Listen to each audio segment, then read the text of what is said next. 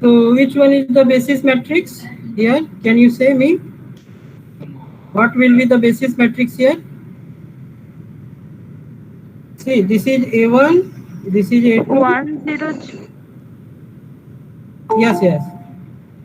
So this will be the, this is, it is in the 1, 2, 3, 4, 5. Okay, and this is 6. So basis matrix will be 5 space 6 we should write. Then after we call pivot row,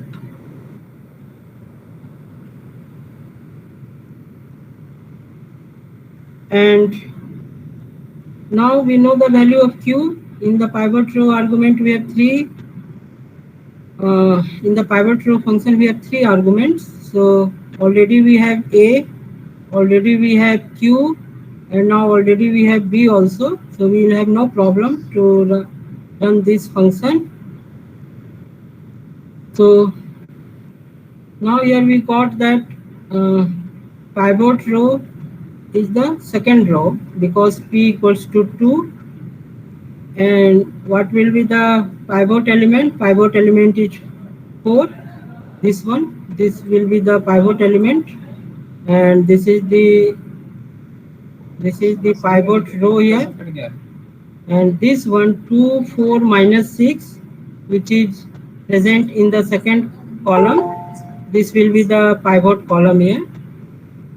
So we easily got the pivot element as e equals to 4, and with the help of pivot row function we already know that basis matrix will be 5, 2.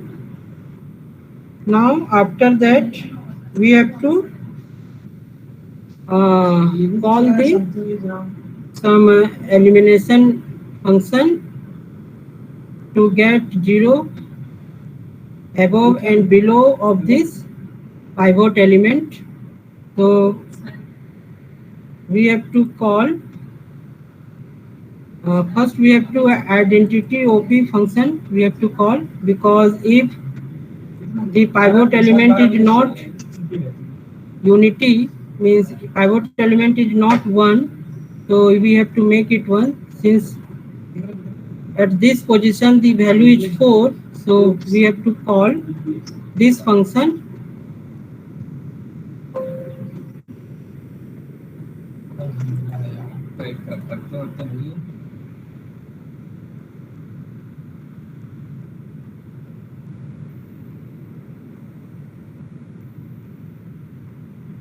So here we have to put the value of e now. What will be the value of e here? Please tell me, anyone tell what will be the value of e here?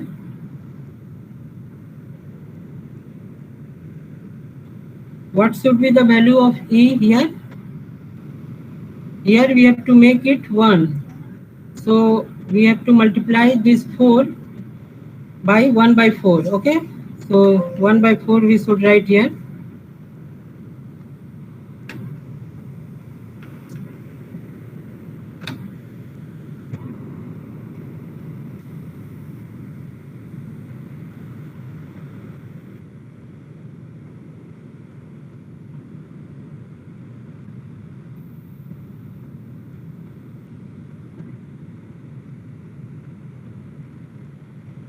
So now here we get 1, and all the corresponding element of the second row has been updated. See, this is 1, it will be 1 by 4. So here it became 1 by 4.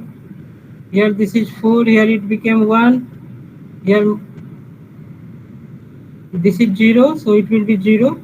Here it is minus 1, so it became minus 1 by 4. Okay, so this is this pivot element has become 1. Now in the top of this pivot element is 2, so we have to make it 0, and in the below of this pivot element is minus 6, so we have to make it 0. Okay, so elementary row operation we have performed as we have learned to find the rank of matrix or to find the system of linear equation through the matrix or Gauss elimination method you have already know. So that things we have used here. So elimination OP we have to call, this function we have to call.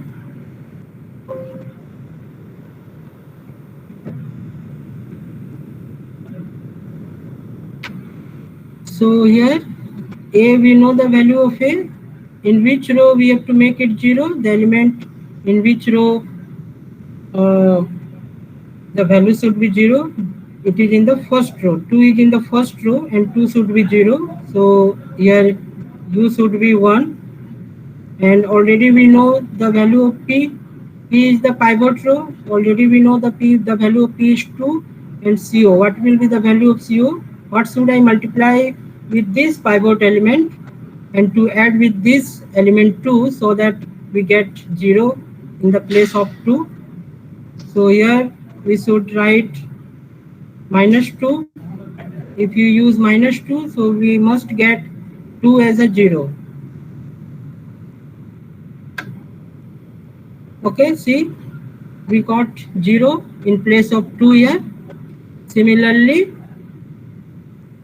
again we have to call same function, eliminate OP, and we have to get 0 in the place of -6, and -6 is present in the third row. So here in place of 1 it should be third row. And what number should be multiplied with pivot element and to get 0? Multiply with 6.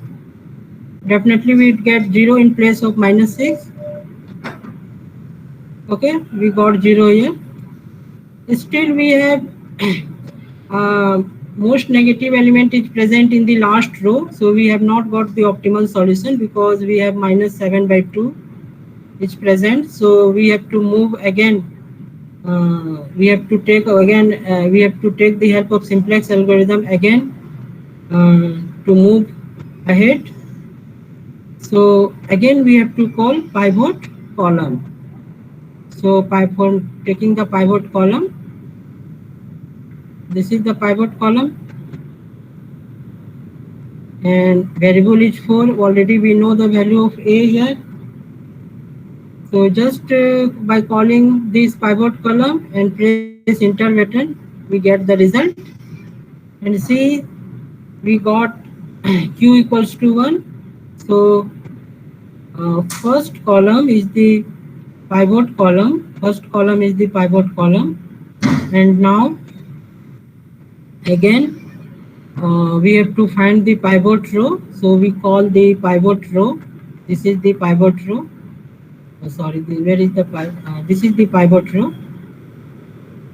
Okay, basis matrix, already we know that basis matrix will be, this is 2, 1, 2, 3, 4, 5. This basis matrix is 2 and 5. And see here we have already got the basis matrix. It's 5, 2.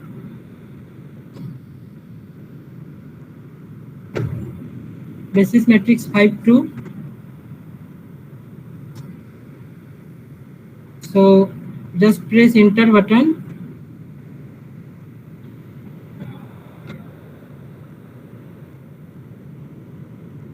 So pivot row is 1, okay, and pivot element is 7/2, and the basis matrix now 1, 2.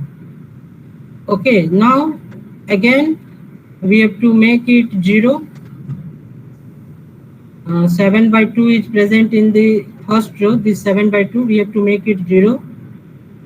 So again we have to call the identity OP function and eliminate OP function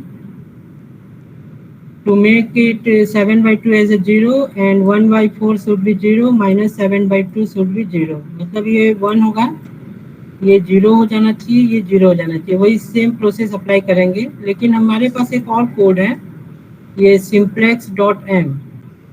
इससे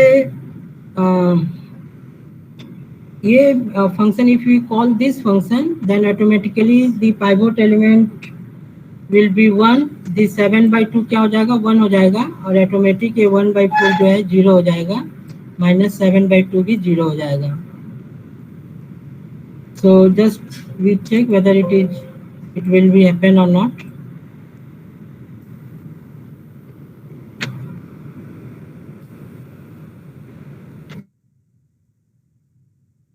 P, Q. P का value पता है, P का value 1 है और Q का value भी 1 है. Just put the enter button.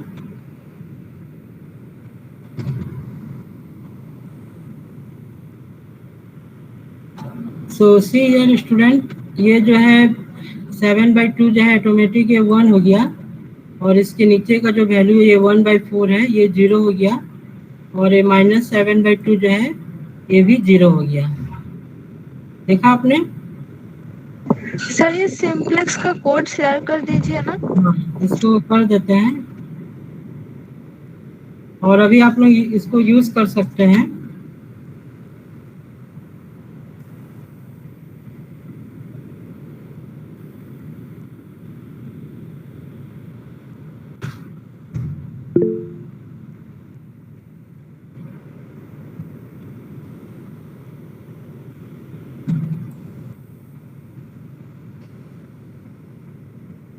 So after this,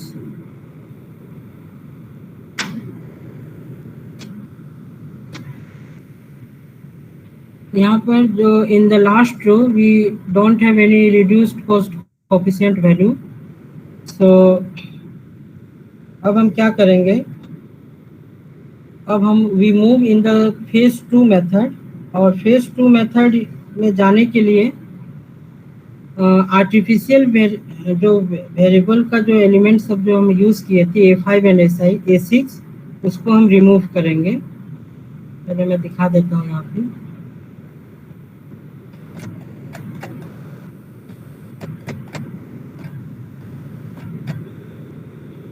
We got the same result 0 0 0 1 1 0. So note that the artificial variables have been driven out of the basis. The current basic feasible x equals to 18/7 and 6/7. So this 18/7 and 6/7 is the basic feasible solution. And यदि हम put करेंगे objective function में, so we get 0 to the artificial problem. Artificial problem में 0 ये show करेगा. अब phase 2 में जाने के लिए हम क्या करेंगे, we apply the simplex algorithm to original linear programming problem. हम लोग का जो अभी प्रॉब्लम जो सॉल्व कर रहे थे वो आर्टिफिशियल प्रॉब्लम वेरिएबल यूज करके एक नया प्रॉब्लम क्रिएट किए थे और इसको सॉल्व कर रहे थे. ओरिजिनल प्रॉब्लम को सॉल्व नहीं कर रहे थे. ये हमारा ओरिजिनल प्रॉब्लम है, इसको हम सॉल्व नहीं कर रहे थे. हमने अभी फेज 1 में क्या किया, इस प्रॉब्लम को सॉल्व किया. लेकिन हमारा प्रॉब्लम ये है, तो अब इस प्रॉब्लम को फेज 2 में सॉल्व करेंगे.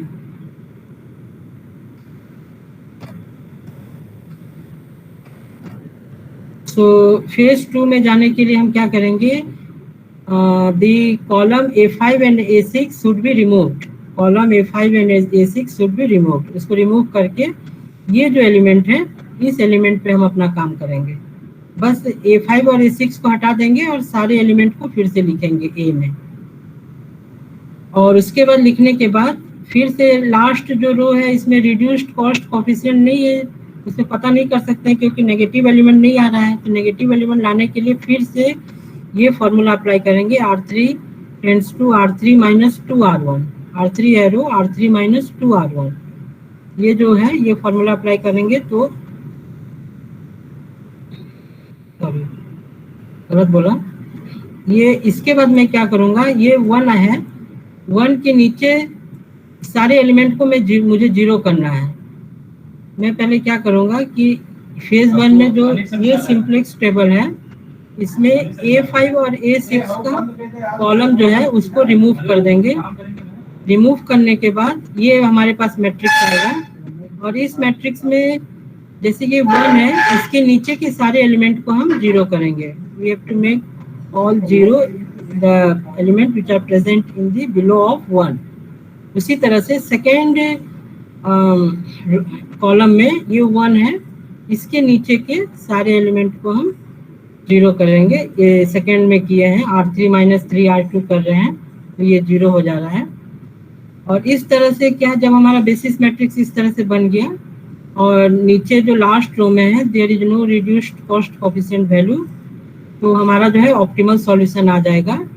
So this x1 will be 18/7 और x2 जो है ये 6/7 होगा।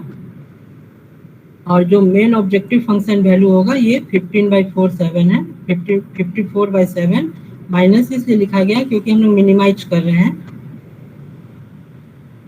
सो इसको मैटलब में मैं दिखा देता हूँ। अब इसको क्या है कि फर्स्ट, सेकेंड, थर्ड, फोर्थ, ये फिफ्थ और सिक्स्थ कॉलम को हमें हटाना है, तो उसको मैं लिखूंगा यहाँ पे फिर से, उसको हटा के 1 0 माइनस 2/7 1/7 18/7 0 1 1/14 1 0 माइनस 2/7 1/7 18/7 0 1 1/14 माइनस 2/7 6/7 2 3 0 0 0। अब इस 2 को हमें 0 करना है, तो वही एलिमिनेट ओपी ऑपरेशन को कॉल करेंगे।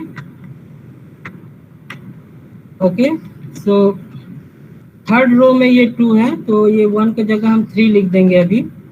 और पी तो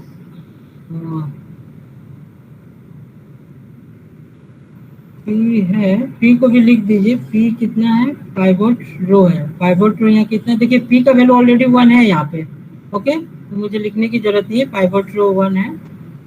1 को यूज करके ही फिर 2 को 0 करना है। और ये -2 ठीक है, -2 को 1 के साथ मल्टीप्लाई करेंगे और 2 के साथ ऐड करेंगे तो ये 2 का वैल्यू 0 हो जाएगा। ठीक है, ये 0 हो गया। अब उसी तरह से ये जो है 3 जो है 3 को 0 करना है, तो फिर से एलिमिनेट ओपी फंक्शन को कॉल करेंगे। तो यहाँ भी थर्ड रो में ये 3 है आपका, तो थर्ड रो के लिए 3 लिख दिए। और पी का वैल्यू जो है, यहाँ जो पी का वैल्यू वो चेंज होगा क्योंकि ये 1 है, तो यहाँ 1 जो है सेकेंड रो में है, तो इसको आप 2 कर दीजिए और ये हो जाएगा -3, क्योंकि -3 को 1 के साथ मल्टीप्लाई करके 3 के साथ जब ऐड करेंगे तो ये 0 हो जाएगा। ये 0 हो गया। तो उस तरह से हम लोग का जो x1 हुआ, x1 आपका 18/7, x2 आया आपका 6/7 और ये ऑब्जेक्टिव फंक्शन का वैल्यू 54/7 आ गया। आया उसी तरह से 18/7, 6/7 और 54/7। Okay, so till now if you have any difficulties or any doubt then you can share with me, otherwise I will move ahead. बताइए कोई डाउट है तो।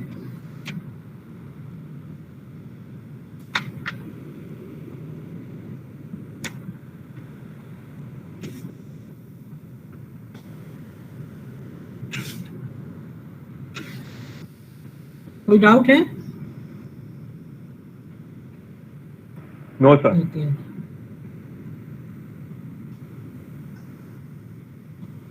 लीनियर प्रोग्रामिंग प्रॉब्लम में कभी कभी सॉल्व करने से अनबाउंडेड सॉल्यूशन भी आता है। इस तरह का प्रॉब्लम आप लोग सॉल्व किए हैं?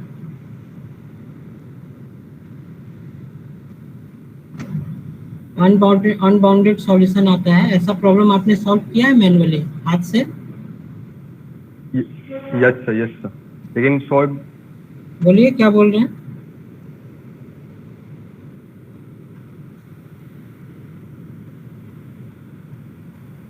बोलिए क्या बोलना चाह रहे हैं?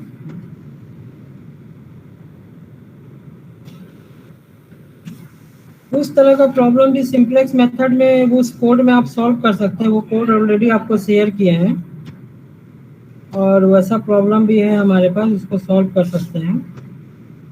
अब हम आगे बढ़ते हैं revised simplex method. I think you have already studied this method also.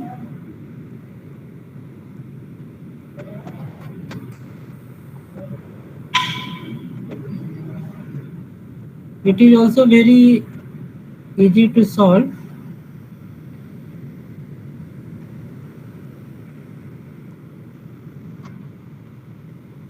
इसका मैं कुछ बता देता हूँ पहले से।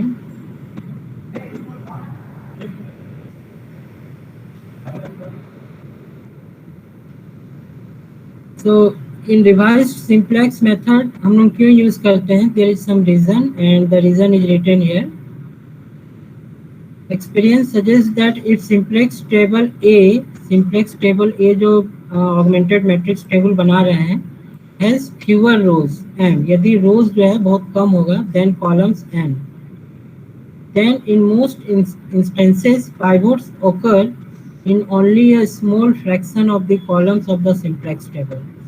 यदि हमारा जो रोज कम है और कॉलम ज़्यादा हो गया है तो उसमें जो पाइवोटिंग करते हैं, मतलब जो पाइवोट रो और पाइवोट कॉलम चुनते हैं, उसके बाद पाइवोट एलिमेंट को 1 करते हैं, उसके नीचे 0 0 करते हैं, वो क्या होता है कि एक ही कॉलम में ज़्यादा बार होने लगता है। तो the operation of pivoting involves updating all the columns of the simplex table to move from one iteration to the next in search of an improved solution. However, if a particular column of A never enters into basis during the entire simplex procedure, then computation performed on this column are explicitly used. तो इसमें क्या है कि इस case में कुछ जो column होते हैं वो यूज नहीं हो पाते हैं, तो बेसिस मैट्रिक्स में नहीं जा पाते हैं। तो इससे क्या हो रहा है कि जब बहुत बड़े प्रॉब्लम होंगे और हम उसको मैटलब से सॉल्व करेंगे तो उसके लिए मेमोरी रिक्वायरमेंट होता है, तो मेमोरी यूज मतलब ज़्यादा बहुत समय तक वो प्रॉब्लम रखा रहता है। तो इसीलिए क्या बोल रहे हैं, efforts expended on performing operation on many such columns a may be waste, तो ये एक तरह का वेस्ट के रूप में आ जाता है। So the revised simplex method reduces the amount of computation leading to an optimal solution. यदि हम रिवाइज्ड सिंप्लेक्स मेथड यूज करेंगे इस टाइप के प्रॉब्लम के लिए, तो वो जो प्रॉब्लम फेस कर रहे हैं सिंप्लेक्स मेथड में, ज़्यादा मेमोरी वो स्टोर करना पड़ता है कुछ कॉलम के लिए, उसका एफर्ट जो है वो रिड्यूस हो जाएगा if you use revised simplex method. Therefore, we apply the revised simplex method to avoid the unnecessary calculation and save the computational time. So these are the some advantages to use revised simplex method for specific problem, not all problem.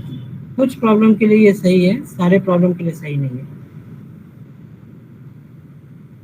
तो इसमें देखिए हम लोग का जो linear programming problem है इस form में रहता है, तो उसको हम क्या करेंगे, रिवाइज्ड सिंप्लेक्स मेथड में इस फॉर्म में हम लाएंगे, इस फॉर्म में लाएंगे। Okay, so let the first m columns of A be the basic column. The columns form a square m cross m non-singular matrix B. Non-basic column of A form an m cross n minus m matrix D. We partition the cost vector as C transpose equal to CB transpose comma CD transpose. अब वो जो है इस तरह से हम original linear programming को इस फॉर्म में उसको रखेंगे। इसके बाद देखिए if x D equals to 0 then solution will be like this. फिर यहाँ जो x इक्वल्स टू होगा b इनवर्स b 0 होगा और x z0 जो है इस फॉर्मूला से कंप्यूट होगा, xb जो है इस फॉर्मूला से कंप्यूट होगा, z जो है इस तरह से कंप्यूट होगा। Okay, you have to understand this thing. R D transpose जो है इस फॉर्मूला से कंप्यूट होगा, जहाँ की लेमडा ट्रांसपोज जो है वो C B transpose B inverse से वो कंप्यूट होगा। So this is the revised simplex algorithm. ये बहुत ही सिंपल एल्गोरिथम है इसमें मतलब कुछ चीज़ें जो है नया यूज़ करेंगे। उसके बाद जब पाइवोट रो पाइवोट कॉलम चुनना रहेगा तो फिर वही सिंप्लेक्स मेथड में जो मैटलैब में जो फंक्शन कॉल किए थे, और जो सिंप्लेक्स फंक्शन जो अभी आपको हमने भेजा है वो यूज़ कर सकते हैं पाइवोट एलिमेंट को 1 करने के लिए और उसके ऊपर और नीचे वाले एलिमेंट को 0 करने के लिए। वो एक बार में हो जाएगा।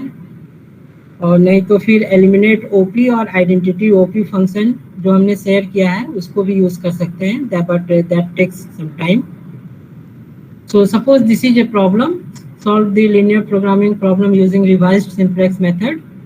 So ये जो है लेस देन है तो वही करेंगे, इक्वल टू करने के लिए x4, x5 और x6 ऐड कर देंगे। तो ये स्टैंडर्ड फॉर्म में इस तरह से आ जाएगा। Since the objective function in minimization sorry maximize में है तो इसको मिनिमाइज करने के लिए -3x1 -x2 -3x3 लिख देंगे। उसके बाद इसका ऑगमेंटेड मैट्रिक्स इस तरह से बनाएंगे A1 A2 A3 A4 A5 A6 B। Already मैं बता चुका हूँ ये एलिमेंट कैसे आया, वही सेम जैसे सिंप्लेक्स मेथड में किए थे वैसे यहाँ करेंगे। अब since the basis matrix B, basis matrix हमें पता है, यहाँ पे देख के बता सकते हैं A4 A5 और A6 जो है बेसिस मैट्रिक्स बनाएगा। Therefore basic vector is x4 x5 और x6 हो जाएगा जो 2 5 6 है। And we have a basic feasible solution x equals to, ये जो है आपका x1 है x2 है x3 है x4 है x5 है x6 है। तो x4 x5 x6 है हमारे पास 2 5 6, but we don't have x1 x2 and x3, so we just put 0 for x1 0 for x2 and 0 for x3, then we start revised simplex method। इस तरह से करेंगे। इसमें क्या करेंगे, जो बी इनवर्स है वो जो बेसिस मैट्रिक्स जो बना रहे हैं A4 A5 and A6, inverse में लेने से वही उसका आ जाता है आइडेंटिटी मैट्रिक्स का इनवर्स भी आइडेंटिटी मैट्रिक्स ही रहता है। 1 0 0 0 1 0 0 0 1 लिखेंगे। और यहाँ देखिए x4 x5 x6 है, उसको यहाँ जस्ट लिख दे x4 x5 x6 और ये y0 इक्वल्स टू b लिखेंगे। b का वैल्यू ये है आपका 2 5 6 और एक नया वेरिएबल ले लिए y0 इक्वल्स टू b 2 5 6। अब वो फॉर्मूला सब अप्लाई करेंगे यहाँ। तो यहाँ जो CB ट्रांसपोज है वो आपका C4 C5 और C6 होगा और CD ट्रांसपोज होगा C1 C2 C3। मतलब जो बेसिस मैट्रिक्स जो बना रहा आपका, बेसिस मैट्रिक्स में क्या है A4 A5 A6 है तो उसी 4 5 6, तो वो जो CB ट्रांसपोज है वही होगा C4 C5 6। अब इसको एक्सक्लूड कर देंगे, C4 C5 6 में C1 C2 C3 C4 C5 6 में C4 C5 C6 को एक्सक्लूड कर देंगे तो बचेगा क्या C1 C2 C3। तो CD ट्रांसपोज में C1 C2 C3 लिख देंगे। अब लेमडा ट्रांसपोज का फॉर्मूला है हमारे पास CB ट्रांसपोज B इनवर्स तो इक्वल्स टू 0, जो C4 C5 C6 है इसका इनिशियल वैल्यू 0 0 है और B इनवर्स जो ये दिया हुआ है ये लिख दिए यहाँ पे। और जब इसको मैट्रिक्स मल्टीप्लिकेशन करेंगे तो ये 0 0 0 आएगा। उसके बाद वही ये जो R है रिड्यूस्ड कॉस्ट कोफिशिएंट बोलते हैं इसको, वो बनाना है हमें। तो RD transpose equal to CD transpose minus lambda transpose D। तो CD ट्रांसपोज क्या है हमारा, CD ट्रांसपोज है C1 C2 C3 तो लिख दिए C1 C2 C3 minus 0 0 2 1 2 1 2 3 1 3 1। Okay, तो इसको जब मैनिपुलेट करेंगे कैलकुलेट करेंगे तो ये हो जाएगा -3 -1 एंड -3 और इस तरह से ये R1 R2 ये R3 आ जाएगा। So we have to choose the most negative reduced cost coefficient, इसमें से मोस्ट नेगेटिव एलिमेंट चूज करेंगे। तो -3 और -3 यहाँ दो जगह है, R1 और R3 equals to -3। So we take first one that is x1 and bring A1 into the basis. तो इस तरह से जब आएगा बहुत सारा एलिमेंट जो सेम रहेंगे रिड्यूस्ड कॉस्ट कोफिशिएंट, जो पहला एलिमेंट होगा उसी को चुन लेंगे। इसको भी आप चुन सकते हैं, -3 को भी आप ले सकते हैं। So we take the first one x1 and bring A1 into the basis. तो इस तरह से y1 equals to B inverse A1। B inverse है 1 0 0 0 1 0 0 0 1 और A1 क्या है, A1 हमारे पास ये है 2 1 2। तो A1 यहाँ लिख दिए 2 1 2 अभी इस दोनों को मल्टीप्लाई करेंगे तो हमारा वैल्यू आएगा 212, y1 का वैल्यू आया 212। अब we now form the augmented revise table. ये सेम चीज लिखेंगे x4 x5 x6, B inverse जो लिखेंगे 1 0 0, ऑलरेडी ये चीज लिखे हैं यहाँ पे 1 0 0 0 1 0 0 0 1। अब y0 था ये 256 था, लेकिन अभी हमारा जो y1 आया है ये 212 आया है, तो y0 जो है ये 256 लिख दिए हैं। अब यहाँ एक y1 जो लिखेंगे ये 212 लिखेंगे। अब इसके बाद वी कंप्यूट पाइवोट रो इसमें चूज करेंगे, आर्गमेन इक्वल्स टू 2/2। अब जो है ये 2/2 लिखेंगे, ये 1/5 लिखेंगे, ये 6/2 लिखेंगे। तो इसमें जो सबसे छोटा एलिमेंट होगा वही उसको हम पाइवोट रो बनाएंगे। इसमें छोटा एलिमेंट जो है फर्स्ट रो में प्रेजेंट है, 1 आ रहा है, तो first row is the pivot row and apply elementary row operation. और जो है एलिमेंट्री रो ऑपरेशन हम अप्लाई करेंगे फर्स्ट एलिमेंट। तो यहाँ देखिए ये 2 है आपका, पाइवोट रो जो है आपका पहला आया, तो पहला जब आया तो ये 2 आपका जो हो गया पाइवोट एलिमेंट हो गया। और इस 2 को पहले 1 करेंगे और इसके नीचे के सारे वैल्यू को 0 करेंगे। तो ये 2 है, 2 को 1 करने के लिए R1/2 करेंगे, तो इस तरह से 1/2 0 0 1, ये 1 हो गया। अब ये 1 होने के बाद इसको यूज करके ये 1 और ये 2 ये दोनों को 0 0 करेंगे, तो R2 माइनस R1 करेंगे तो ये 0 हो जाएगा, R3 माइनस 2 R1 करेंगे तो फिर ये 0 हो गया। उसके बाद after removing the last row, अब ये जब 0 हो गया तो इस लास्ट रो को y1 वाला जो रो है उसको रिमूव कर देंगे, हटा देंगे। सो x1 x5 x6 ये b इनवर्स ये आया, y0 इक्वल्स टू b, अब ये आया। फिर से वही प्रोसेस अप्लाई करेंगे, लैम्डा t निकालेंगे, फिर RD ट्रांसपोज निकालेंगे, फिर ये रिड्यूस्ड कॉस्ट कोफिशिएंट है। ये प्रोसेस इस तरह से चलता रहेगा। और इसके बाद जब हमारा रिड्यूस्ड कॉस्ट कोफिशिएंट जो है सारा पॉजिटिव हो जाएगा, तो note that all reduced cost coefficient are positive, therefore the current table is optimal and we get this optimal solution. So we now learn this in MATLAB. ये भी थोड़ा सा लेंदी प्रोसेस है सॉल्व करने के लिए।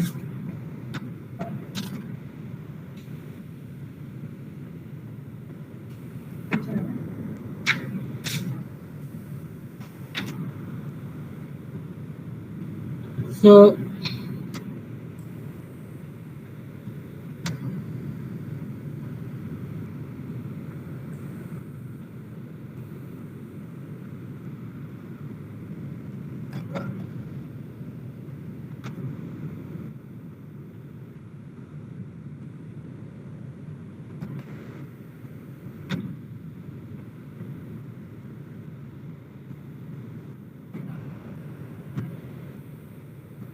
ये revised simplex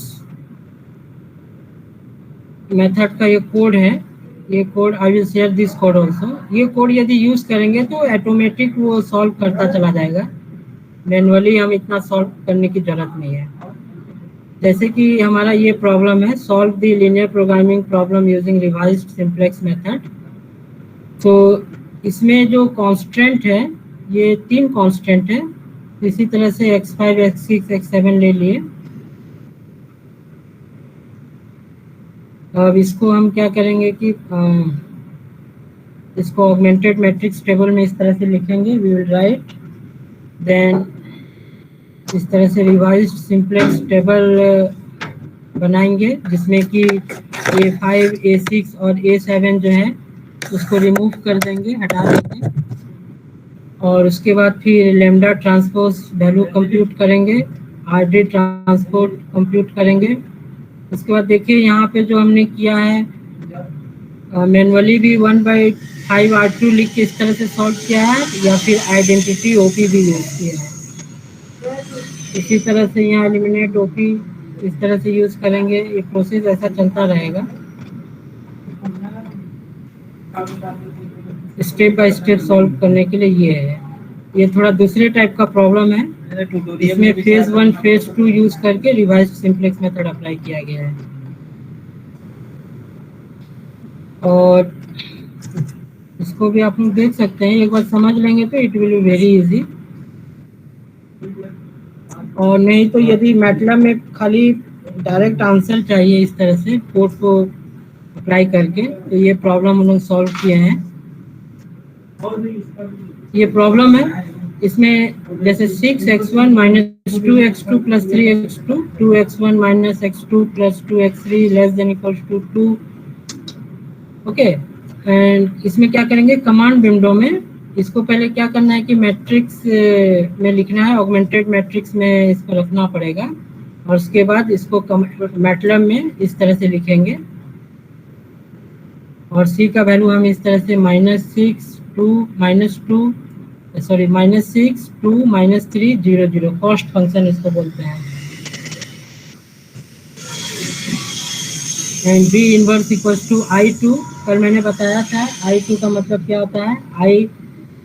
I function is used to get the identity matrix, and inside the function if you write 2, so it will give you a square matrix having 2 cross 2, means number of rows will be 2 and number of columns will be 2, and v equals to 3। number of variables यहाँ क्या है, तीन variable है, तो b equal to 3 लिखेंगे। Basis matrix आपका definitely जो variable add करेंगे x4 और x5 उसी के जरिए बेसिस मैट्रिक्स बनेगा, तो इसीलिए b इक्वल्स टू 4 5 लिखे हैं यहाँ पे।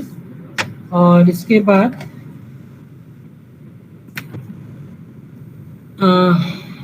xb जो है वो लिखेंगे 2 4,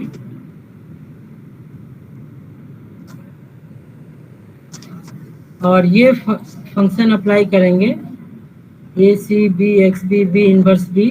तो इस तरह से सारा वैल्यू जो हम लोग मैनुअली सॉल्व कर रहे हैं, ये ऑटोमेटिक ये सारा वैल्यू जनरेट हो जाएगा। ओके, इसमें तब तक यूज़ करते रहेंगे जब तक इसमें लिखेगा कि नहीं कि ऑप्टिमलिटी रीच हो गया है। ओके, हम लोग ऐसा कंडीशन दिया है इसमें कि बताएगा कि ऑप्टिमलिटी रीच हो गया और आगे बढ़ने की ज़रूरत नहीं है। देखिए अभी लिखा नहीं है यहाँ पे, फिर नेक्स्ट टाइम फिर RSM फंक्शन को कॉल किए, तो कॉल करने के बाद ये ऑटोमेटिक ये सारा L R Q Y ये सारा वैल्यू इसमें आ रहा है।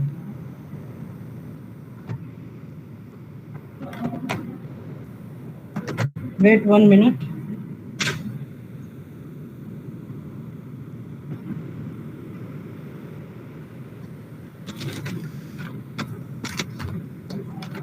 इसके बाद फिर नीचे जाएंगे, यहाँ देखिए जब इसको फिर से कॉल किए तो यहाँ लिखा हुआ है ऑप्टिमलिटी सॉल्यूशन रीच। जब ये रीच हो जाएगा तब हम आगे बढ़ने की जरूरत नहीं है।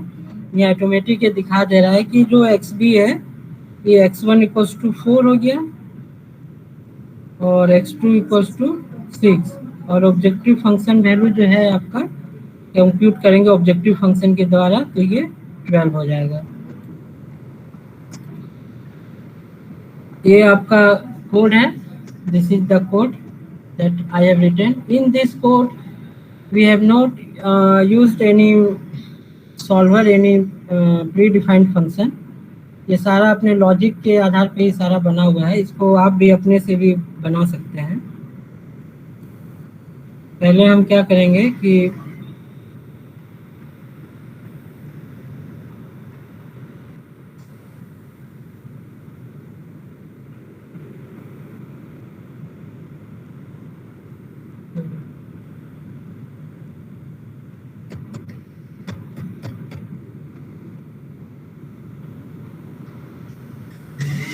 ये है, इसको कमांड प्रॉम्प्ट में लिखेंगे।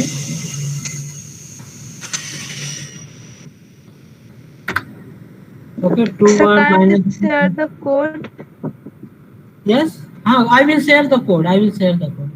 First I will show you 2 1 minus 0 इस तरह से हुआ। तो अब ये इसको लिखें,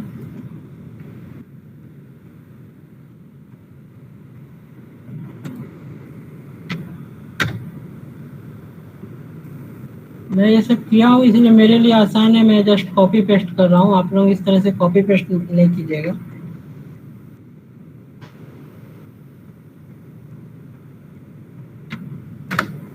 देखिए I2 लिखे तो स्क्वायर मैट्रिक्स इस तरह से जनरेट हो रहा है। V इक्वल्स टू 3 लिखेंगे।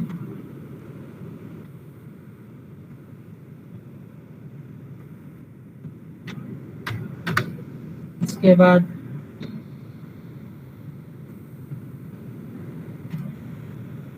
D equals to 4 5।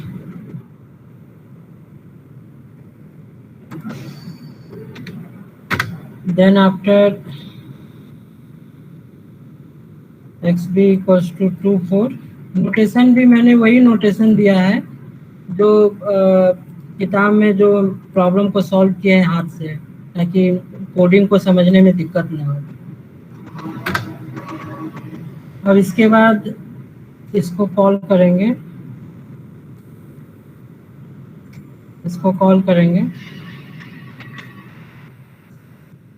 कॉल करने के लिए first we have to run this function. After that we just put the enter button.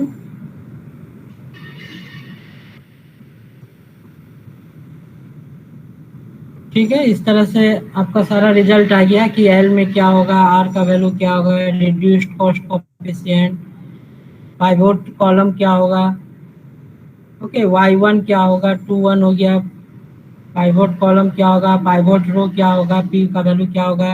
ये रिवाइज इस तरह से सिंप्लेक्स रिवाइज टेबल बना। ये B इनवर्स का ये डेटा आया, आपका मैट्रिक्स आया। इस तरह से ये बेसिस मैट्रिक्स में अब क्या आएगा, 1 5 आया। XB में अभी 1 3 आया। इस तरह से आएगा। अभी हम लोग का ऑप्टिमलिटी रीच नहीं है। देन आफ्टर फिर क्या करेंगे, फिर उसी फंक्शन को again we have to call. अब ऑटोमेटिक कॉल करना है इसी तरह से, आपको कुछ और लिखने की जरूरत नहीं है।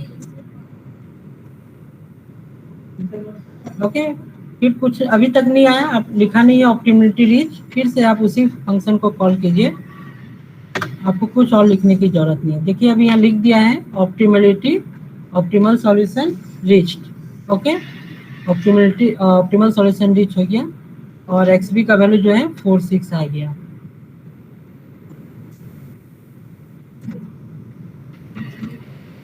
यहाँ भी आपका जो है वही सेम सॉल्यूशन है, x1 equals to 4 and x2 equals to 6। If someone is using MATLAB, then you can use at this time also. आप अभी यूज करके देखिए, बताइए कि ये काम कर रहा है कि नहीं। कल कौन ऑक्टेव में यूज कर रहे थे, वो आज प्रेजेंट है। कल ऑक्टेव में जो यूज कर रहे थे, क्या वो प्रेजेंट है आज?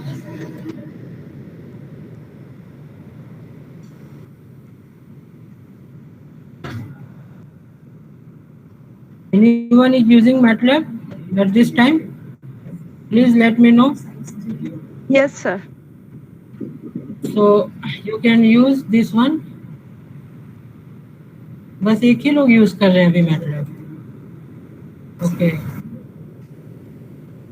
ठीक है, उसको आप जब टाइम मिलेगा तो इसको सॉल्व कर लीजिएगा। और हमने एक बहुत बड़ा रियल लाइफ प्रॉब्लम को भी रिवाइज्ड सिंप्लेक्स मेथड से सॉल्व किया है। ये जैसे कि एक हमारे सर के स्टूडेंट थे, अभी वो असिस्टेंट एसोसिएट प्रोफेसर है एग्रीकल्चर डिपार्टमेंट में, इंस्टीट्यूट ऑफ एग्रीकल्चर साइंस। उन्होंने इसमें PhD किया था और उन्होंने ये डेटा कुछ कलेक्ट किया था। और ये जो है multi stage stratified random sampling technique was adopted for selection of one block, 5 villages and 60 farmers in Mhow district of Uttar Pradesh, India in 2003. Out of 71 districts, Mhow district has been purposely selected because the maximum area of the district were covered under agriculture practices and the majority of the farmers were mostly dependent on traditional agricultural practices, which ultimately resulted in a lower per capita district. For this reason, the Mhow district was selected. मतलब इस तरह से थोड़ा technically रूप में लिखे हैं, आसान भाषा में मैं बताना चाह रहा हूँ कि उन्होंने कुछ एरिया कवर किए और उसमें हम कैसे कल्टीवेशन करें और क्या क्या कल्टीवेशन करें ताकि हमारा जो है अच्छे से प्रॉफिट हो।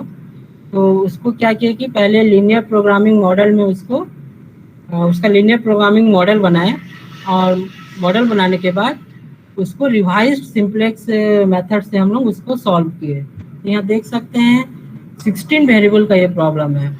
ओके, इसमें फिर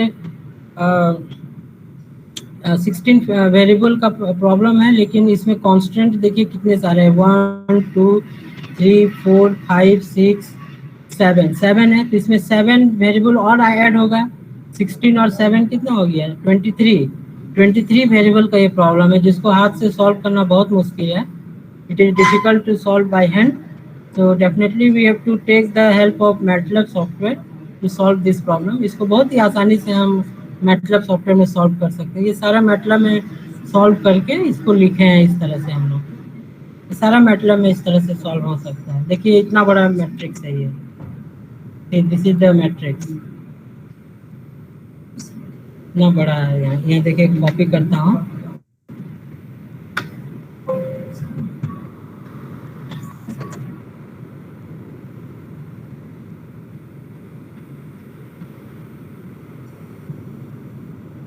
इसको पूरा एक लाइन में लिखना पड़ेगा, इसीलिए ये एरर बता रहा है।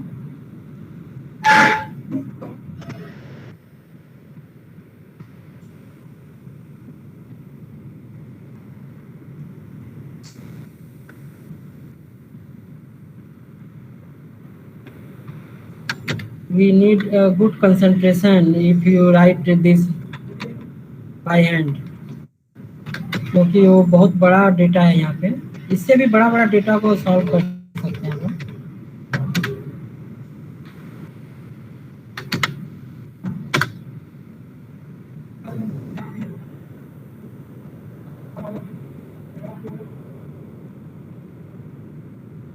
कितना 17 थ्रू 23 तक डेटा है, एक को नहीं लेता है ये, सिर्फ 22 ऐसे लिखते हैं। जैसे 1 2 3 4 5 6 7 8 9 10 11 12 13। Okay, there are total 22 column. अब इसमें हम उसको कॉल करना पड़ेगा। कॉल करने से पहले ये सारा चीज़ों को लिखना पड़ेगा हमें।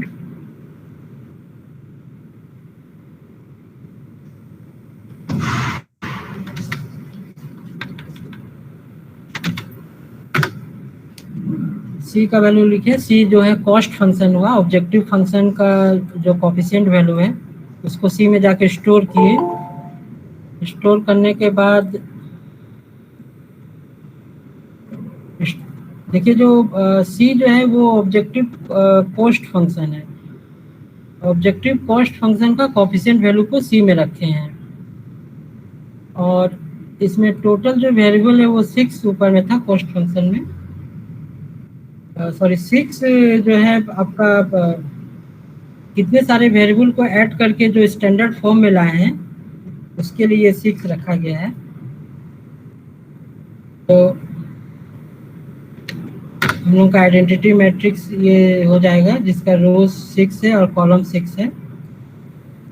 इसके बाद v equals to 16, total 16 variable है हमारे पास। उसके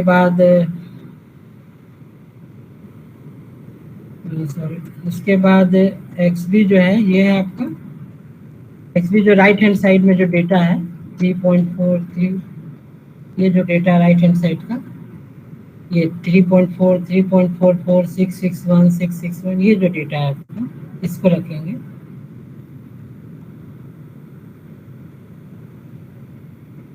देखिए ये जो कांस्टेंट है टोटल 6 कांस्टेंट है, 7 कांस्टेंट नहीं है।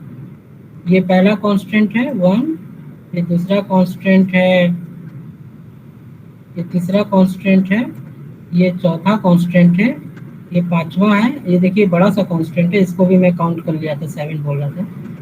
टोटल 6 कांस्टेंट है और टोटल वेरिएबल 16 है। इसमें और एक्स्ट्रा 6 वेरिएबल जुड़ेंगे तो टोटल 22 वेरिएबल होगा। इसीलिए 22 कॉलम जनरेट हो रहा है। यहाँ 22 कॉलम जनरेट A22 तक में 22 कॉलम जनरेट हो रहा है।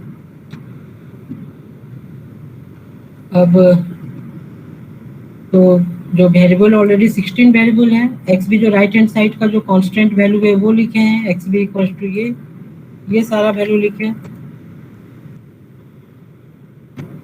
इसको लिखे कॉलम के हिसाब से लिखे क्योंकि ये कॉलम में ही है। उसके बाद बेसिस मैट्रिक्स क्या बन रहा है, मतलब 16 तक को छोड़ के क्या होगा, 17, 18, 19, 20, 21, 22 होगा। तो वही सारा बेसिस मैट्रिक्स को हम यहाँ लिख दिए। अब इसके बाद हम क्या करेंगे, जो आरसीएम फंक्शन है इसको हम कॉल करेंगे। तो ये आरसीएम फंक्शन है आपका रिवाइज्ड सिंप्लेक्स मेथड, इस हिसाब से नाम दिए हैं। सारा आर्गुमेंट का वैल्यू हमने लिख दिया, ए का वैल्यू लिखा, सी का वैल्यू लिखा, बी का वैल्यू लिखा, एक्स बी का वैल्यू लिखा, बी इनवर्स का वैल्यू लिखा, भी का लिखा। ओके, इस तरह से ये वैल्यू जनरेट हुआ। अभी ये क्या कंप्यूट हो रहा है, अभी और कुछ वैल्यू ये देगा। अभी ऑप्टिमल सॉल्यूशन रीच नहीं हुआ, ये फर्स्ट इटरेशन है। अब सेकेंड इटरेशन में फिर जाएंगे।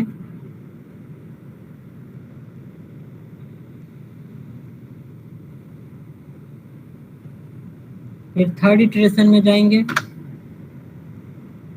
फिर फोर्थ इटरेशन। अभी ये कंप्यूट हो रहा है, थर्ड में है।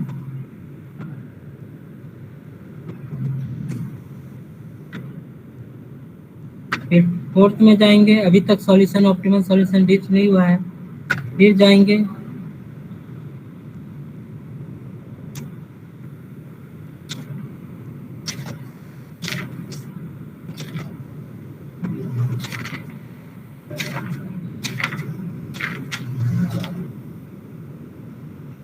फिर से और एक बार लिखेंगे। तो देखिए यहाँ पर जो है हम लोग का ऑप्टिमल सॉल्यूशन रीच लिखा हुआ है। तो ये वैल्यू इस तरह से देखिए, इतना इस तरह से ये वैल्यू जनरेट हुआ। Are you getting?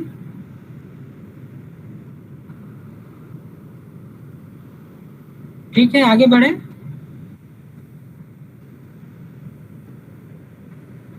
हेलो, आगे बढ़े। Yes sir. तो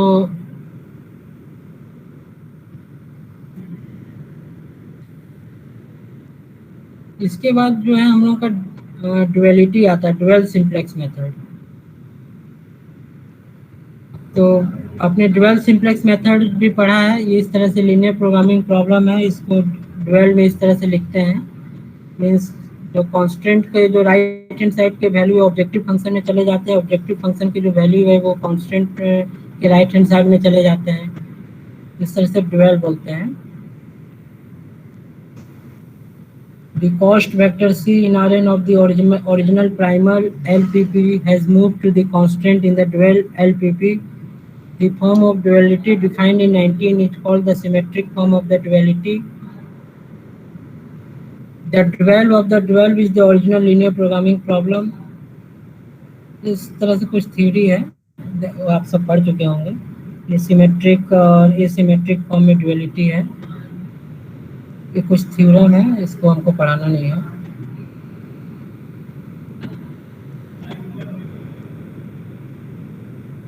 Okay, dual simplex method. So here it is written as to recall two-phase method where there was no obvious basic feasible solution. We use two-phase method.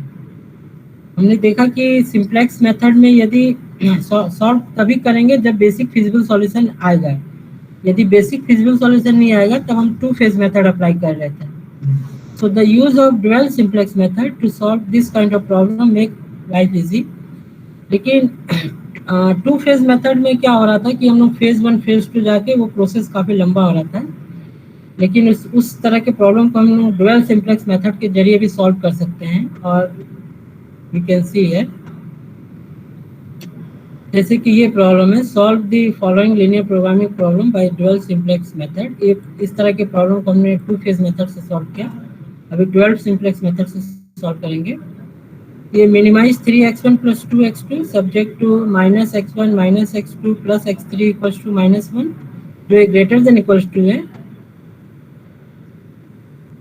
Okay, first इसको क्या करेंगे, less than equals to कर देंगे। ये greater than equals to है, इसको less than equals to करेंगे। कैसे करेंगे, नेगेटिव दोनों तरफ मल्टीप्लाई कर देंगे, तो ये -x1 -x2 less than equals to -1 हुआ। अब लेस देन इक्वल्स टू है, इसको इक्वल टू लाना है, तो इसमें कुछ वेरिएबल ऐड कर दिए, प्लस x3 कर दिए, तो ये इक्वल टू आ गया। इसी तरह से ये 2x1 plus 3x2 greater than equals to 2 है, तो इसमें first we multiply negative sign on both of the side to change inequality from greater than equals to less than equals to. So this became 2x1 plus 3x2, it should be minus less than equals to -2, and just we add x4, ये हो गया -2x1 minus 3x2 plus x4 equals to -2, and now x1 x2 x3 and x4 are greater than equals to 0. इसके बाद क्या करेंगे, we have to convert this in augmented matrix form, can be given as like this, a1 a2 a3 a4 we write, b equals to right here, a1 में हम क्या करेंगे, we put the coefficient value of x1, a2 में we put the coefficient value of x2, a3 में we put the coefficient value of x4, similarly we put the coefficient value of x4 in a4, and we put the value which are present in the right hand side of the constant equation in column b. और C transpose में क्या करेंगे, ये लिखेंगे coefficient value of the objective function, that is coefficient value of x1 and coefficient value of x2, like 3 1, और तो कुछ नहीं है यहाँ पर, x3 x4 x नहीं है, तो वो 0 0 लिख देंगे, और इनिशियल मोमेंट में जो ऑब्जेक्टिव फंक्शन का जो वैल्यू हो वो 0 रहेगा। तो यहाँ हमारा बेसिस मैट्रिक्स मिला b equals to a3 a4, और xb इक्वल्स टू जो लिखेंगे x3 x4 इक्वल्स टू -1 -2, ये -1 -2 हो गया आपका। और basic solution but not feasible, ये बेसिक सॉल्यूशन है लेकिन फिजिबल नहीं है क्योंकि -1 -2 आ रहा है। तो p इक्वल्स टू आर्गमिन लेंगे, ये जस्ट उसका उल्टा करेंगे, जैसे सिंप्लेक्स मेथड में क्या करते थे, नीचे लास्ट रो में हम चेक करते थे मोस्ट नेगेटिव एलिमेंट क्या है, यहाँ पर उसका उल्टा कर रहे हैं, यहाँ पर जो लास्ट कॉलम है उसमें चेक करेंगे मोस्ट नेगेटिव एलिमेंट कौन सा है। तो इसमें मोस्ट नेगेटिव एलिमेंट -2 है, जब -2 है तो हमें पता चल गया कि सेकेंड रो जो है वो आपका पाइवोट रो है, ओके, पाइवोट रो है।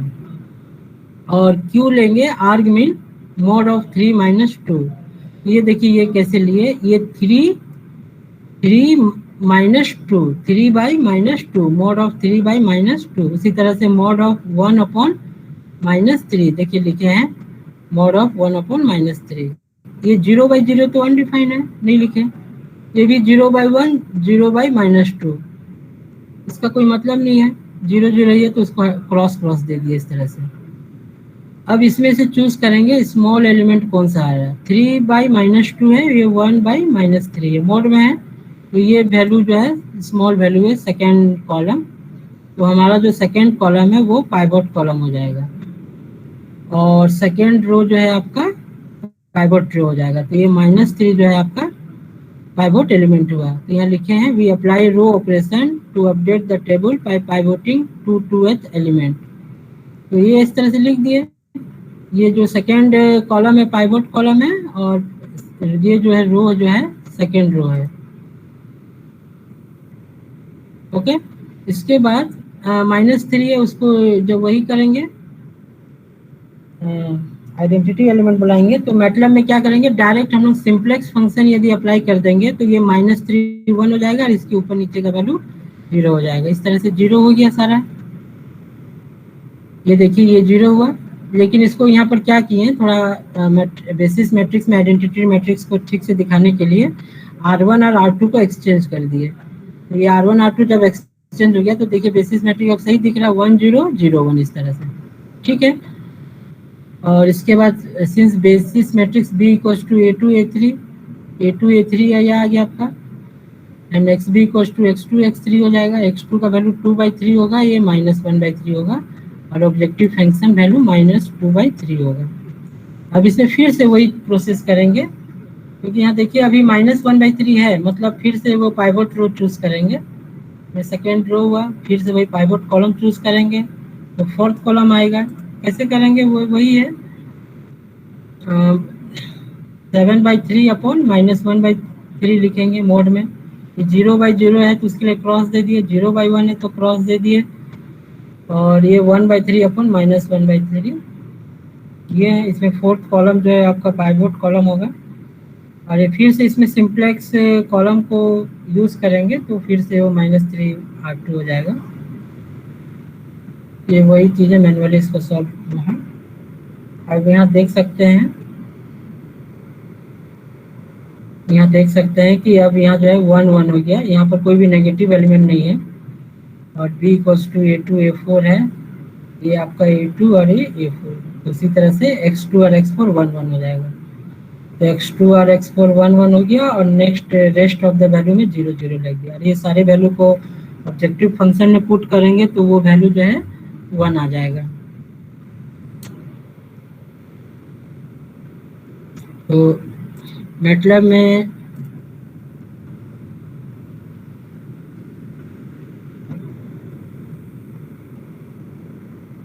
ये आपका डुएल करके एक बनाए हैं।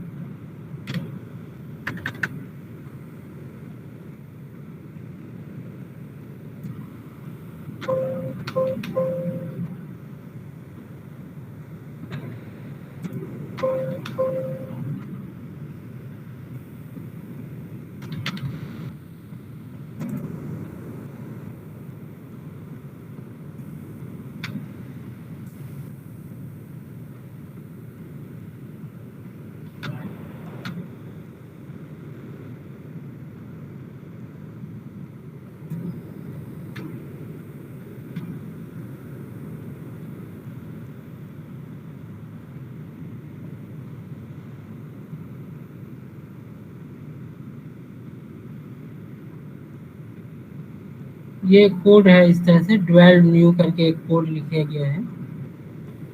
इसमें ए मतलब वही मैट्रिक्स हो गया, बी नंबर ऑफ वेरिएबल्स हो गया, और ये बेसिस मैट्रिक्स हो गया।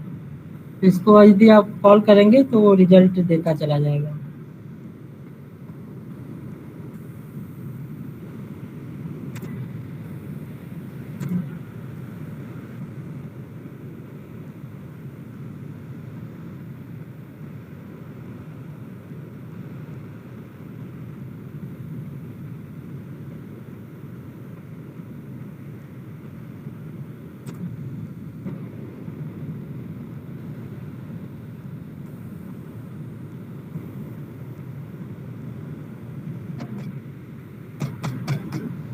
इस तरह से ये देखिए एल्गोरिदम भी ये है, create a canonical augmented matrix okay bi0 greater than equal to, ये सब समझ में आ जाएगा आपको।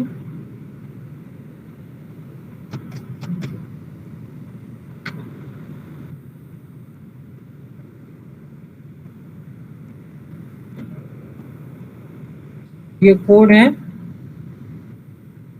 ये कोड लिखा गया है, इसको हम लोग सॉल्व कर रहे हैं उसी आधार पे। जैसे एक प्रॉब्लम है एग्जांपल 7.5, ये प्रॉब्लम है, इसको इस तरह से लिखें कि मतलब माइनस साइन जो है मल्टीप्लाई कर दिए दोनों तरफ, -x1 -x2 greater than equal to -1 हुआ, -2x1 -3x2 greater than equal to -2 हुआ, x1 and x2 greater than equal to 0 है। इसके बाद क्या करेंगे, ये स्टैंडर्ड फॉर्म में रखना है, तो इसमें x3 ऐड करेंगे, इसमें x4 ऐड करेंगे, फिर उसको ऑगमेंटेड मैट्रिक्स फॉर्म में लिखना है इस तरह से। इसको हमें मैटलैब में लिखना पड़ेगा, पहले इसको मैटलैब में लिखना पड़ेगा। So we will write here, this is example 7.5।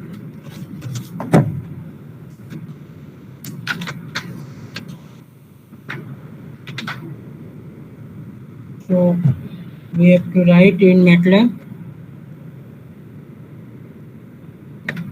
A equals to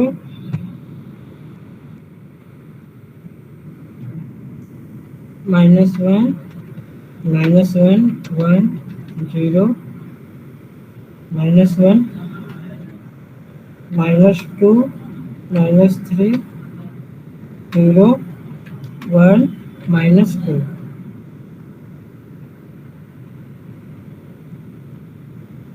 उसके बाद है 3 1 0 0 0. So -1 -1 1 0 -1. This is -2 -3 0 1 -2. This is 3 1 0 0 0. तो बेसिस मैट्रिक्स में यह क्या लिखे बताइए आप, कोई भी बताइए बेसिस मैट्रिक्स में मैं क्या लिखूं यहाँ पे। Hello Sir, 3 4. 3 4। उसके बाद अब 12 न्यू जो है इसको 12 कर दीजिएगा, इसको कॉल करेंगे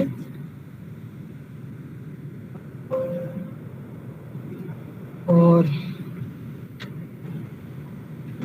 v का वैल्यू क्या रखें 12 ab।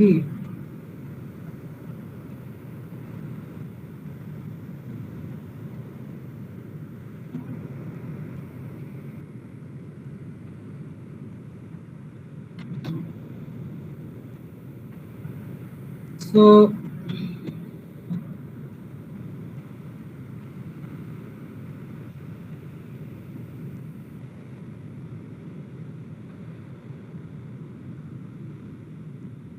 इस तरह से ये वैल्यू आया। ये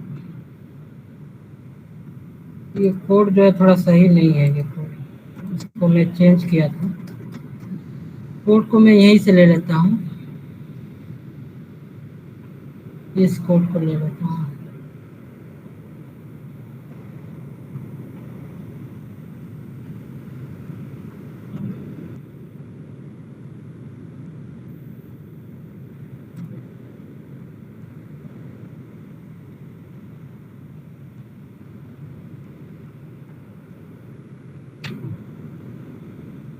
और इसके बाद और कुछ बचा है,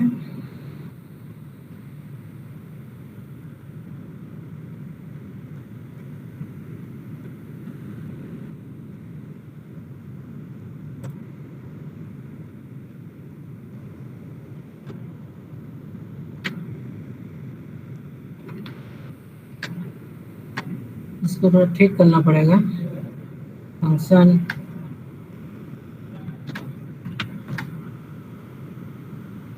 ये ठीक है, ये साइज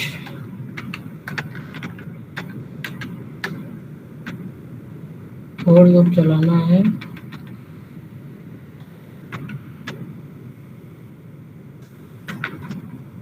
और i1:m-1 m-1, ये आपका इफ होगा, ये हो गया इफ डिस्प्ले। ये डिस्प्ले करता है, जैसे प्रिंट लिखते हैं वैसे ये डिस्प्ले करेगा कोई भी चीज। Optimal solution reached.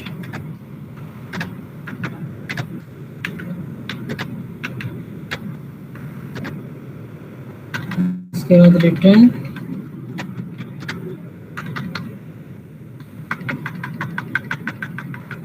ये आपका हो गया इन्फिनिमम।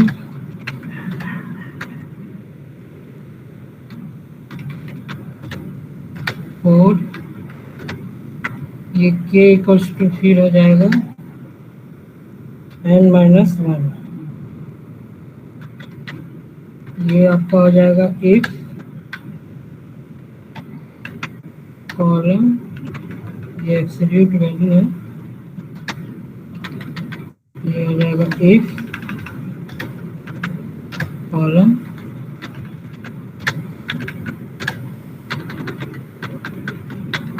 ये फिर 4 k इक्वल्स टू 1 to -1। ये हो गया इफ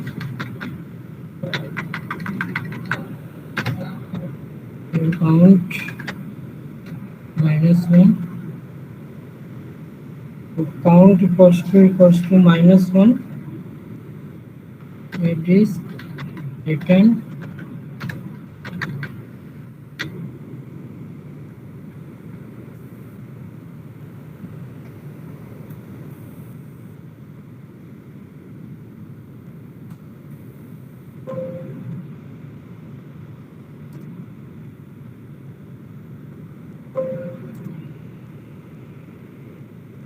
इसको देखते हैं रन करके।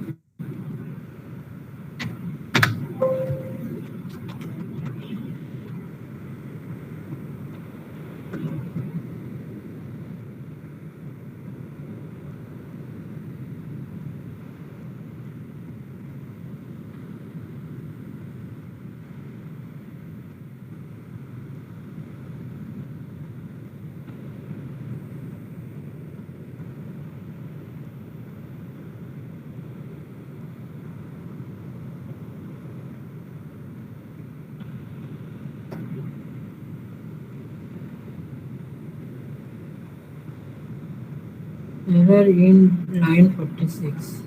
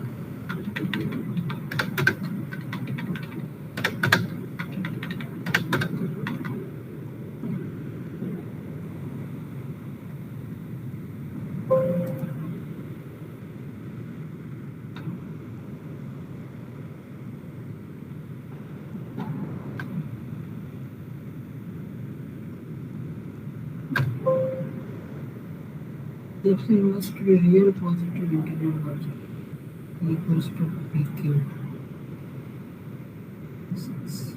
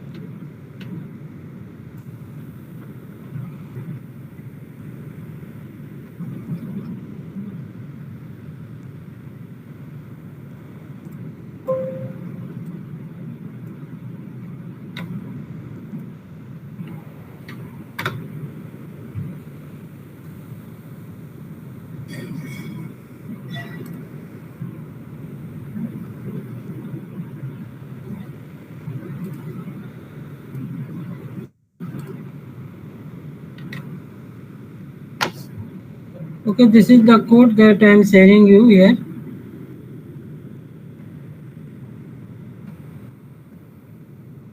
This is the dual or dual simplex method, and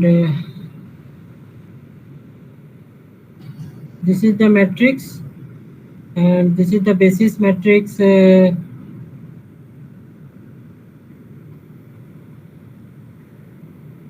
Basis matrix was 3 4 now. This is 3 and this is 4. It is written 3 2.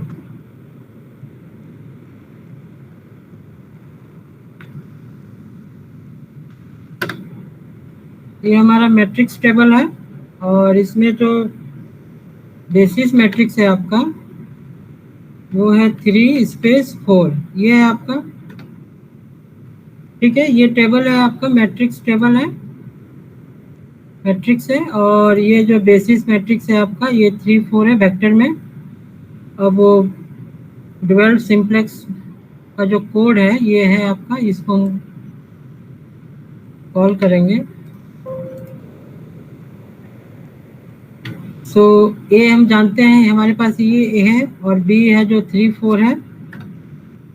Okay, so now here see pivot row will be 2 and pivot column will be also 2, और जो pivot element है वो हो जाएगा आपका -3, क्योंकि ये second row है हो गया आपका, और ये सेकेंड कॉलम, तो इंटरसेक्शन में -3 है। और बेसिस मैट्रिक्स जो जनरेट होगा वो 3 2 होगा। अब इसके बाद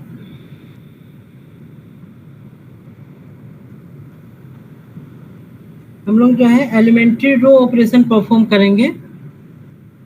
तो हमारे पास ये -3 है, पाइवोट एलिमेंट है, ये -3 है। अब इसके ऊपर का जो वैल्यू है -1 और नीचे का जो वैल्यू है 1, इसको 0 करना है और -3 को 1 करना है। ओके, सो सिंप्लेक्स फंक्शन जो है उसको हम लोग कॉल करेंगे। सिंप्लेक्स फंक्शन को ऑलरेडी हमने कॉल किया है, सिंप्लेक्स, इसको कॉल करते हैं। ये सिंप्लेक्स है, ए सिंप्लेक्स ए कोमा पी कोमा क्यू।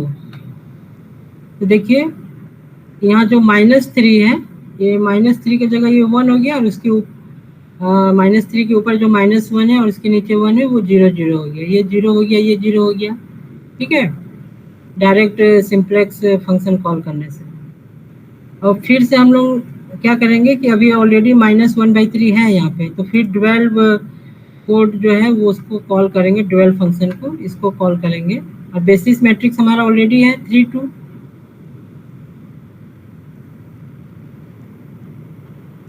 सो ये जो हो गया पाइवोट रो अभी 1 हो गया, और पाइवोट कॉलम जो हो गया ये 4 हुआ, और e इक्वल्स टू -1/3 हो गया। फिर से सिंप्लेक्स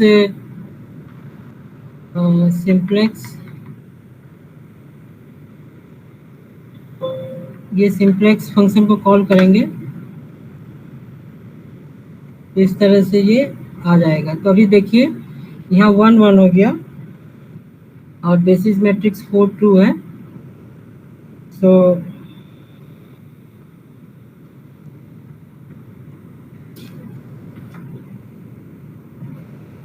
बेसिस मैट्रिक्स 4 2 है, तो ये 1 और ये 1, सो x2 जो हो जाएगा ये 1 हो जाएगा, और x4 जो हो जाएगा ये 1 हो जाएगा। और x2 और x4 का वैल्यू जब हम रखेंगे ऑब्जेक्टिव फंक्शन में तो we will get -1।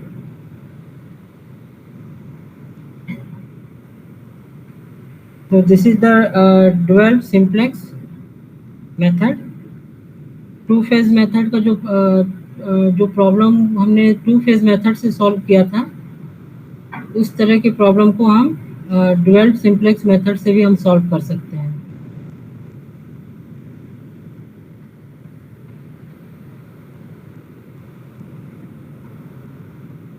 I have shared this code also.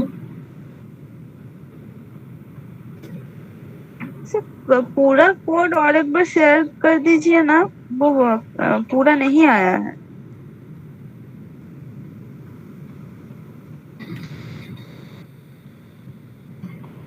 I am sharing again.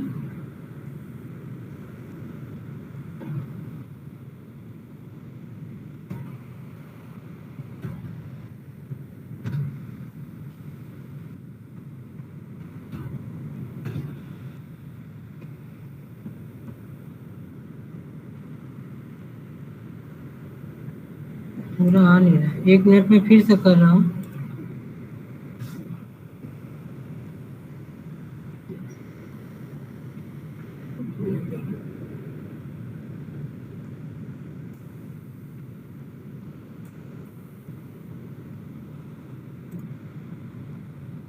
If column less than equals to 0.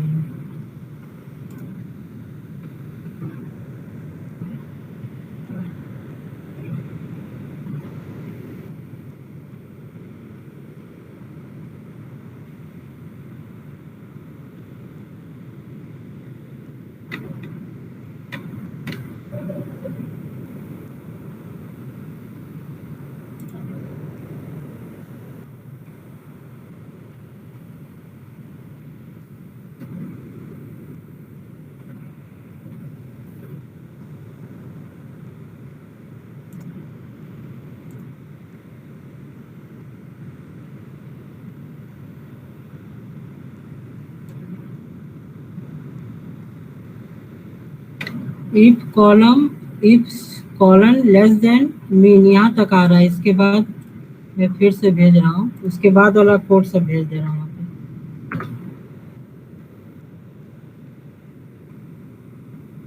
ठीक है, if column less than mean, उसके बाद ये mean. Yes sir.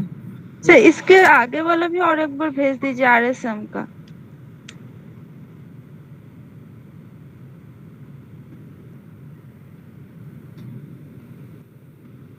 Revised simplex method.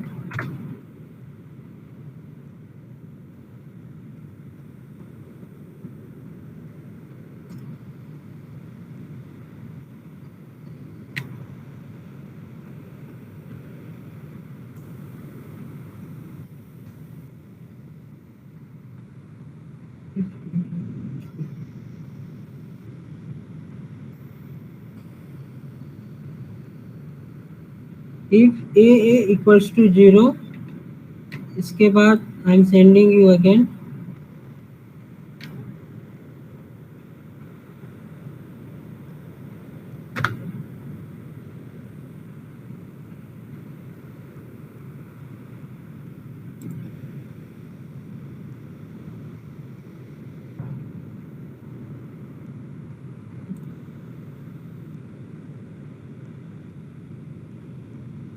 If x equals to s print percentage same.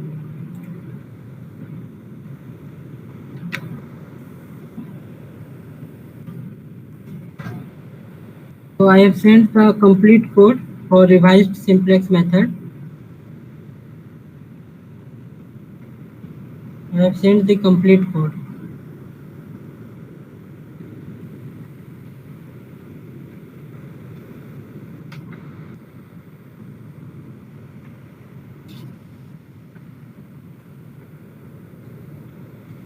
Okay, in the next class I will discuss transportation problem and assignment problem, and in the same next class we shall discuss about the unconstrained nonlinear programming problem. We will learn several methods to solve unconstrained optimization problems. आज इतने ही रहने देते हैं, ये simplex method ये पूरा ख़त्म हो गया और उसके जितने भी जनरलाइज्ड मेथड थे वो सारा ख़त्म हो गया। इसके बाद ट्रांसपोर्टेशन प्रॉब्लम पढ़ेंगे और असाइनमेंट प्रॉब्लम पर है। It takes not it will take very less time, क्योंकि इसमें वो उस तरह का कोड है जो एक बार रन कर देने से वो ऑटोमेटिक रिजल्ट दिखा देगा, बार बार उसको इटरेशन में ले जाते नहीं है।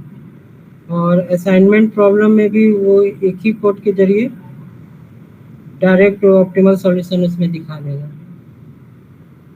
तो आधा घंटा में वो कंप्लीट हो जाएगा।